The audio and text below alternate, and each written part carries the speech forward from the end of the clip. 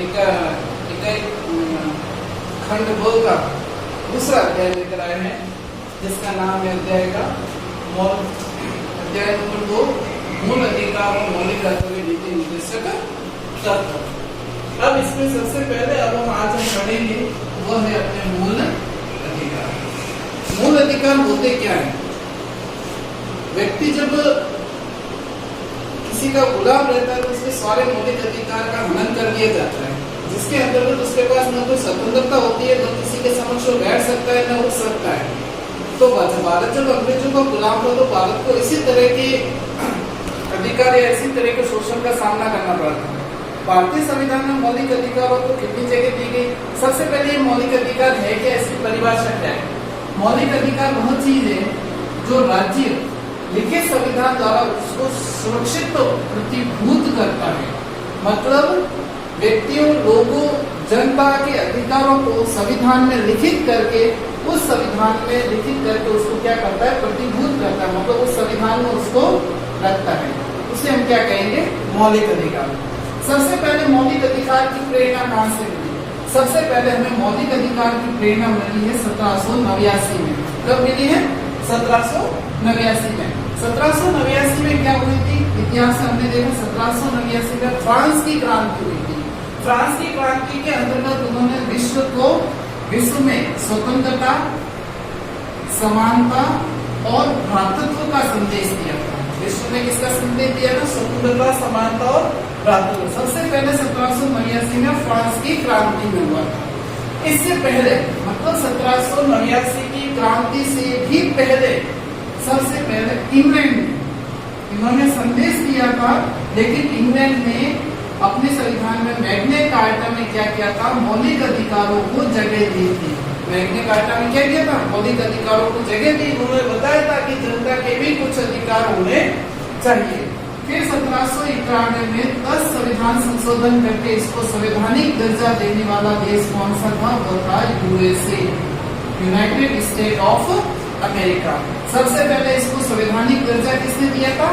America ने दिया था। इस चीज का हमें ध्यान रखना है। देखो, सबसे पहले जो अधिकार दिए थे वो इंग्लैंड में दिए थे, मैग्ना कार्टा कहा जाता है जिसको। फिर 1789 में फ्रांस में क्रांति हुई, तो क्रांति के अंतर्गत उन्होंने स्वतंत्रता, समानता और भ्रातृत्व का संदेश दिया था।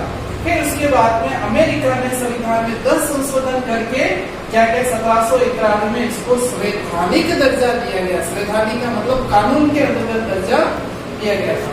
अब भारत के पक्ष में क्या है? भारत में किस तरह से इसको विषयभूत किया गया है वो हम देखते हैं। अब भारत में हमने देख दिया था कि संविधान में कुल भाग कितने हैं? 22 भाग है। तो भारत के संविधान में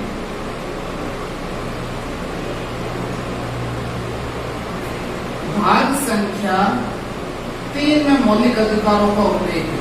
भाग संख्या 3 में किसका उल्लेख है? मौलिक अधिकार, जिसको मौलिक अधिकार भी कह सकते हैं और हम क्या कह सकते हैं? मूल अधिकार भी कह सकते हैं।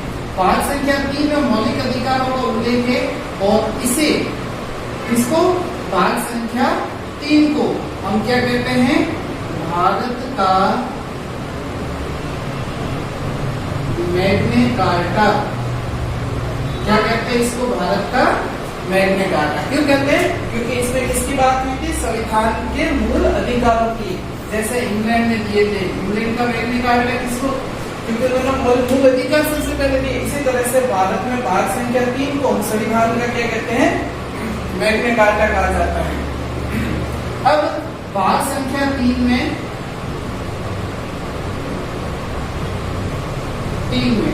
अनुच्छेद नंबर 12 से 35 तक मूल अधिकारों का उल्लेख किया गया। इसमें किया गया 12 से 35 तक। इसमें कुल कितने अनुच्छेद है? इसमें अनुच्छेदों की जो संख्या है वो है अपने पास में 23। कुल कितने अनुच्छेद दिए गए? 23 अनुच्छेद दिए गए। अब वापस देखो एक बार, इसमें भारतीय संविधान के भाग संख्या 3 में मौलिक अधिकारों का उल्लेख किया गया है। इसमें किया गया भाग संख्या, इसको विशेष तौर पे ध्यान रखना है। भाग संख्या 3 में मौलिक अधिकारों का उल्लेख किया गया है। इसे भारत का मैग्ना कार्टा कहा जाता है। इसे किसे मतलब भाग संख्या 3 को संविधान में, हमारे संविधान में कुल भाग कितने, पहले तो ये बताओ, संविधान में कुल कितने भाग हैं? संविधान में कुल 22 भाग हैं। कितने भाग हैं? 22 भाग। और वर्तमान में संशोधन करके ये भाग कितने हो चुके हैं? 25 हो चुके हैं। कितने हो चुके हैं? 25। अब भाग संख्या 3 में मौलिक अधिकारों को उल्लेख किया गया, जिसे भारत का मैग्ना कार्टा कहते हैं। और भाग संख्या 3 में कुल अनुच्छेद कितने हैं? 12 से 35 तक। कितने अनुच्छेद है? 12 से 35 तक। और कुल अनुच्छेदों की संख्या कितनी है? 23। अब एक एक करके हम अनुच्छेद को देखेंगे। सबसे पहले बात करते हैं अनुच्छेद नंबर 12 की। इसकी बात करते हैं अनुच्छेद नंबर 12 की। अनुच्छेद नंबर 12 में क्या दिया हुआ है हमें? राज्य की परिभाषा। ये प्रत्येक अनुच्छेद का हमें अलग अलग इसमें डिमांड है, प्रत्येक अनुच्छेद के बारे में बताया गया है। यदि आप पूछोगे कि सर भाग संख्या मतलब अनुच्छेद 1 में क्या दिया हुआ है? हमारा अनुच्छेद तो 1 से स्टार्ट हुआ, 1 से संविधान में 395 तक है। यदि आप पूछ लेते हैं अनुच्छेद 1 में क्या दिया हुआ है, 1 में ये कहा गया है कि भारत संघों का एक क्या होगा? राज्य होगा। सॉरी, भारत राज्यों का एक संघ। क्या कहा गया है? भारत राज्यों का एक संघ है। हम आते हैं अनुच्छेद नंबर 12 पर। अनुच्छेद नंबर 12 में क्या बताया गया? राज्य की परिभाषा। राज्य की परिभाषा में देखो, संसद, राज्य के विधानमंडल, फिर राज्य के विधानमंडल के अलावा इसके नगर पालिका, नगर परिषद, ये सारी चीजें इसमें बताई गई है। इसमें अनुच्छेद नंबर 12 में संसद, राज्य के विधानमंडल और मैं लिखूं नगर पालिका, नगर परिषद, या फिर इन दोनों को मिला के एक शब्द लिखे तो स्थानीय स्वशासन। क्या लिख सकते हैं हम इसको? स्थानीय स्वशासन। फिर अनुच्छेद नंबर 13 में, अनुच्छेद नंबर 13 में यह बताया गया है, यदि संसद, राज्य के विधानमंडल किसी भी तरह से यदि मौलिक अधिकारों का हनन करता है, किसी भी तरह से मौलिक अधिकारों का हनन करता है, हनन करने का मतलब यदि हमारे मौलिक अधिकारों को जरा सी भी मान लो लगता है कि हमारे मौलिक अधिकारों का हनन हो रहा है, तो हम क्या कर सकते हैं? इसको हनन या विसंगतियां में क्या हो सकती है? शून्य होगी। अर्थात किसी भी तरह के मौलिक अधिकारों का हनन नहीं होगा। इसमें बताया गया है अनुच्छेद नंबर 13 में। कोई भी संसद, राज्य के विधानमंडल वगैरह हमारे मौलिक अधिकारों में शून्यता का मतलब है कि उसको जरा सा भी कम नहीं कर सकते। इसके बारे में एक नोट विशेष लिखा गया है कि केशवानंद भारतीवाद का जो मामला था 1973 में, उसमें यह बताया गया था कि संसद मौलिक अधिकारों में संशोधन कर सकती है। संसद मौलिक अधिकारों में संशोधन कर सकती है। किसके अंतर्गत? केवल अनुच्छेद 368 के अंतर्गत कर सकती है। इसके अंतर्गत कर सकती है केवल अनुच्छेद नंबर 368 के अंतर्गत। ये तो थी सामान्य परिभाषा जो हम देख रहे थे। अब सबसे पहले जिसकी हम बात कर रहे हैं कि मौलिक अधिकार कितने हैं, किस तरह से हैं, तो हम बता दें कि भारत के मूल संविधान में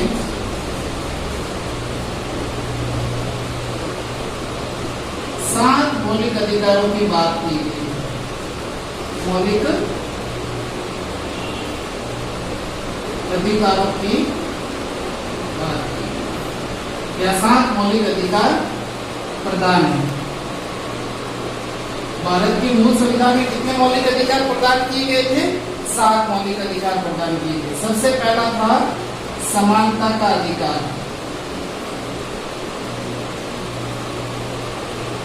सबसे पहला कौन सा है? समानता का अधिकार। दूसरा है, तो भारत के मूल संविधान में कुल कितने 7 मौलिक अधिकार दिए गए। कितने मौलिक अधिकार दिए गए? 7 मौलिक अधिकार दिए गए। सबसे पहला है स्वतंत्रता का अधिकार। सबसे पहला है समानता का अधिकार। समानता के अधिकार के अंतर्गत अनुच्छेद नंबर हमें दिया हुआ है 14 से लेकर 18 तक। कुल मौलिक अधिकार और कुल अनुच्छेद कितने दिए हुए थे? कुल 35 तक। और 12 और 13 मैंने आपको बता दिया। अब जो मूल अधिकार अपने स्टार्ट होंगे वो 14 से स्टार्ट होंगे। कहां से स्टार्ट होंगे? 14 से। समानता का अधिकार अनुच्छेद नंबर 14 से 18 तक। फिर है स्वतंत्रता का अधिकार, यह अनुच्छेद नंबर 19 से कहां तक है? 22 तक है। 19 से लेके 22 तक। फिर शोषण के विरुद्ध अधिकार अनुच्छेद नंबर 23 और 24। तीसरा अपना मौलिक अधिकार दिए गए। चौथा मौलिक अधिकार है धार्मिक स्वतंत्रता का अधिकार। चौथा मौलिक अधिकार क्या है? धार्मिक स्वतंत्रता का अधिकार। ये धार्मिक स्वतंत्रता का जो अधिकार दिया वो दिया गया अनुच्छेद नंबर 25 से 28 तक। फिर है पांचवा शिक्षा और संस्कृति का अधिकार। शिक्षा और संस्कृति मतलब व्यक्ति अपनी मातृभाषा में शिक्षा प्राप्त कर सकता है और अपनी संस्कृति को अपना सकता है। वो है अनुच्छेद नंबर 29 और 23। एक मौलिक अधिकार छठा जो है संपत्ति का अधिकार है। कौन सा है? संपत्ति का अधिकार। संपत्ति का अधिकार है अनुच्छेद नंबर 31। कौन सा अनुच्छेद है? 31 अनुच्छेद है। फिर है सातवां संवैधानिक उपचारों का अधिकार। क्या है? संवैधानिक उपचारों का अधिकार। संवैधानिक उपचारों का अधिकार है तो है अनुच्छेद नंबर कौन सा? 32वां। इस अनुच्छेद को भीमराव अम्बेडकर ने क्या कहा है? संविधान की आत्मा। संविधान की आत्मा किस अनुच्छेद को कहा है? अनुच्छेद नंबर 32 को। अनुच्छेद 32 को डॉक्टर बी आर अम्बेडकर ने क्या कहा है? संविधान की आत्मा कहा है। तो इस तरह से हमारे 7 मौलिक अधिकार हमें दिए गए। अब इसके बाद में एक छोटी सी बात मैं आपको बताता हूं। मूल संविधान में कुल कितने मौलिक अधिकार है? 7 मौलिक अधिकार। कितने मौलिक अधिकार दिए गए थे? 7। फिर क्या हुआ? भारतीय की आर्थिक दशा को देखते हुए मतलब अमीर और अमीर होता गया और गरीब और गरीब होता गया, इसके लिए भारत में क्या किया गया? 44वां संविधान संशोधन किया गया। कौन सा संविधान संशोधन किया गया? 44वां। 44वें संविधान संशोधन 1978 के अंतर्गत 1978 के अंतर्गत संपत्ति के मौलिक अधिकार को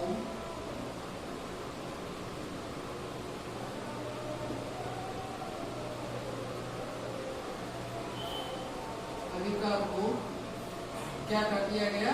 हटा दिया गया। संपत्ति के मौलिक अधिकार को क्या कर दिया गया? हटा दिया गया। अब मैं पूछूंगी संपत्ति का जो मौलिक अधिकार था कौन सा मौलिक अधिकार था? छठा। ये कौन सा मौलिक अधिकार था? संपत्ति का। संपत्ति का मौलिक अधिकार था अपना छठा। इसको यहाँ से क्या कर दिया गया? संविधान में से हटा दिया गया। मतलब अब ये अपना मूल अधिकार नहीं है। अब इसको किस अधिकार के अंतर्गत डाल दिया गया? विधि के समक्ष डाल दिया गया। किसके समक्ष डाल दिया गया? विधि के समक्ष। मतलब कानूनी अधिकार इसको बना दिया। क्या बना दिया? कानूनी अधिकार। अब कानूनी अधिकार बनाने के बाद में जब इसको यहाँ से हटाया गया तो कहीं पर तो रखा गया, तो इसको कानूनी अधिकार बनाने के बाद में इसको अनुच्छेद नंबर 300 क में रखा गया। किसमें रखा गया? अनुच्छेद नंबर 300 क में। तो इससे अब क्या पता चल रहा है कि वर्तमान में अपने पास में अपने जो संविधान में कुल कितने मौलिक अधिकार हैं? वर्तमान में अपने संविधान में जो मौलिक अधिकार हैं वो कितने हैं? 6 मौलिक अधिकार है। कितने हैं मौलिक अधिकार? 6। कौन सा हटाया गया? संपत्ति के मौलिक अधिकार को क्या कर दिया गया? हटा दिया गया।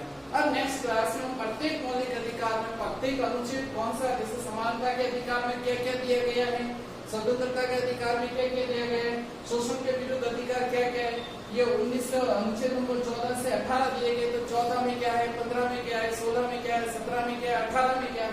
इस तरह से हम प्रत्येक अनुच्छेद का बारी बारी से विस्तार से अध्ययन करेंगे। जय हिंद, जय भारत।